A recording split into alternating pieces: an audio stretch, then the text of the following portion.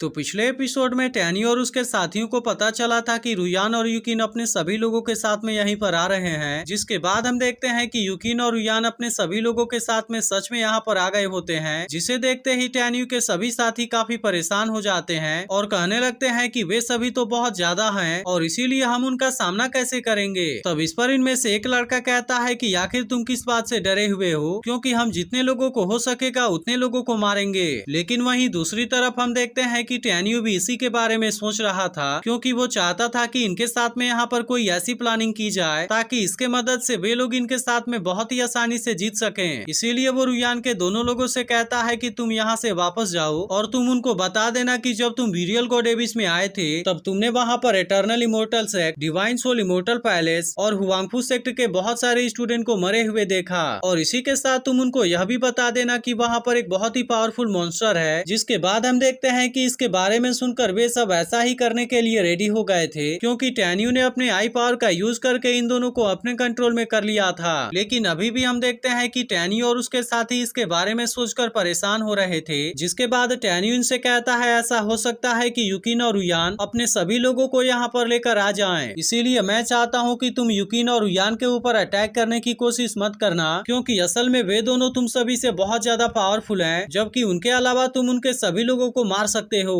तब उसकी ऐसी बात सुनकर वे सभी ऐसा करने के लिए रेडी हो गए थे। जिसके बाद हुआंगफू टैनियो से कहता है कि अगर रुयान और यूकिन यहाँ तक आ गए हैं तब इसके वजह से मुझे ऐसा लगता है कि उनके पास में जरूर ही कोई हाई लेवल वाला लाइफ सेविंग आर्टिफैक्ट है, जिसके मदद से वे दोनों अभी तक बचते हुए यहाँ पर आ गए हैं। इसीलिए वो इनसे कहता है कि भले ही हमारे पास में दांतों है, लेकिन इसके बाद भी हमें यहाँ पर बहुत ज्यादा केयरफुल रहना होगा। तब इसकी ऐसी बात सुनकर टैनियो से कहता है कि तुमने इसके बारे में बिल्कुल सही कहा और इसके अलावा मैं भी इसी के बारे में सोच रहा था। लेकिन इसके बाद वो इनसे कहता है कि तुम सब इसके बारे में चिंता ना करो, क्योंकि अगर वे लोग हमारे ऊपर अटैक करने की भी कोशिश करेंगे, लेकिन इसके बाद भी मुझे यकीन है कि हम ही इसमें जीतेंगे। वहीं दूसरी तरफ हम देखते हैं कि रुयान के दोनों लोग उसके पास में आ गए थे और वे दोनों इनसे वही बात कहते हैं जैसा कि टैनियो ने इन दोनों से कहने के लिए कहा था। जिसके बाद हम देखते हैं कि इसके बारे में सुनकर रुयान और उसके कुछ लोग परेशान हो जाते हैं और फिर रुयान अपने इन दोनों लोगों से पूछता है कि क्या तुमने अभी जो बात कहा वह पूरी तरह से सही है। तब इस पर उसका एक आदमी उससे कहता है कि हमने जो भी कहा वह पूरी तरह से सही है। और इसके बाद वो इनसे कहता है कि हमने तीनों सेक्ट के वहाँ पर बहुत से स्टूडेंट को मरे हुए देखा और इसके अलावा हमने वहाँ पर ऐसे ढेर सारे ब्लड को देखा जो कि किसी ह्यूमन के नहीं हो सकते। इसी के साथ वो इनसे बताता है कि इसके बारे में हम पता लगाने के लिए ब्यूरियल गॉड एबिस में 25 माइल्स अंदर गए हुए थे।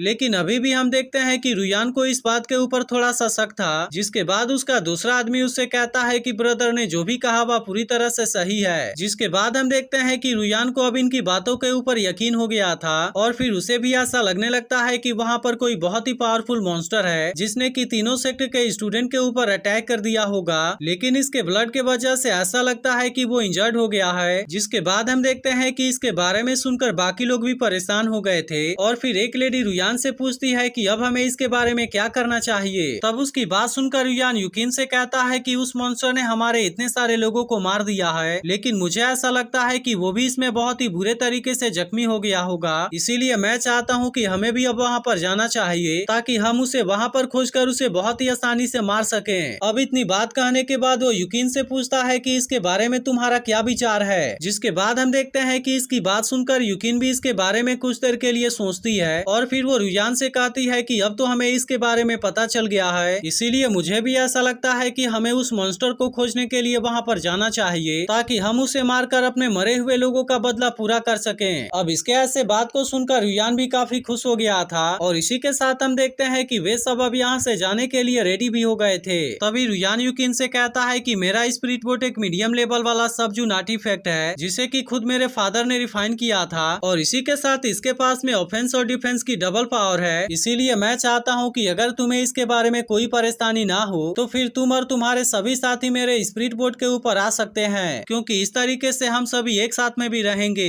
अब इतनी बात कहने के बाद वो उससे पूछता है कि क्या तुम यहाँ पर आओगी। जिसके बाद हम देखते हैं कि यूकिन भी इसके बारे में सुनकर इसकी बात मानने के लिए रेडी हो गई थी और इसी के साथ साथ वो इसके लिए इसे थैंक यू भी कहती है। अब इस तरह से हम देखते हैं कि यूकिन अपने सभी लोगों के साथ में इसके स्पिरिट बोट के ऊपर आ गई थी और फिर इसके बाद वो अपने स्पिरिट बोट को अपने पास में रख लेती है। इसके बाद हम देखते हैं कि वे सभी एक साथ में यहाँ से ब्यूरियल गॉड एबिस के तरफ जाने लगते हैं और फिर कुछ देर के बाद वे लोग यहाँ पर आ भी गए थे। लेकिन तभी हम देखते हैं कि दांतो अचानक से इनके सामने आ गया था और फिर वो जैसे ही अपने ब्रेथ को रिलीज करना शुरू कर देता है तब इसके वजह से इनके सभी लोग काफी परेशान हो गए थे और इनको समझ में नहीं आ रहा था कि आखिरकार ये चीज क्या है। लेकिन अब इस बात से रुयान भी इसके ऊपर गुस्सा हो गया था, जिसके बाद हम देखते हैं कि सबसे पहले वो अपने स्पिरिट बोर्ड के चारों तरफ एक बैरियर को क्रिएट कर देता है ताकि इस तरह से वो अपने लोगों को जख्मी होने से बचा सके। अब इसी के साथ हम देखते हैं कि वो इसका सामना करने के लिए भी रेडी हो गया था, क्योंकि उसे लग रहा था कि वो इसे अपने पावर से बहुत ही आसानी से मार देगा। लेकिन तभी हम देखते हैं कि दांतो जैसे ही अपने और ज्यादा पावर को रिलीज करता है तब इसके मदद से वो इनके बैरियर को बहुत ही आसानी से तोड़ देता है। इसी के साथ हम देखते हैं कि वो अब अपने असली रूप में भी आ गया था और फिर इनके स्पिरिट बोर्ड के आसपास में घूमने लगता है। लेकिन अब इसे यहाँ पर देखते ही यूकिन पूरी तरह से हैरान हो गई थी, क्योंकि इसने टैन्यू के साथ में दांतों को देखा था